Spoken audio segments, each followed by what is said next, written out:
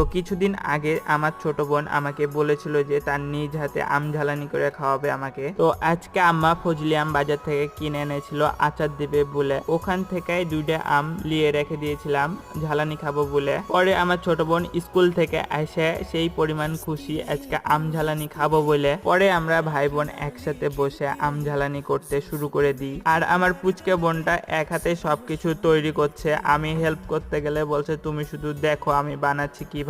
আমাকে কোনো কাজই করতে দিচ্ছিল না আমার পুচকে বোনটা, তাই আমি ভাবলাম যে আমি ভিডিও করে রাখি। তো পরে শুকনা মরিচ পুড়িয়ে একদম ছোট ছোট কুচি কুচি করে ভেঙে লবণ দিয়ে একদম মুছলে মুছলে মাখাচ্ছিল। পরে তার সাথে কিছু ধনার গুঁড়াও অ্যাড করে দেয়। আর এগুলো দেখে আমার জিভেতে পানি চলে এসেছিল একদম। আর এদিকে আমি আমার ছোট বোনকে বলতে থাকি, বলছি যে বাহ তুই তো অনেক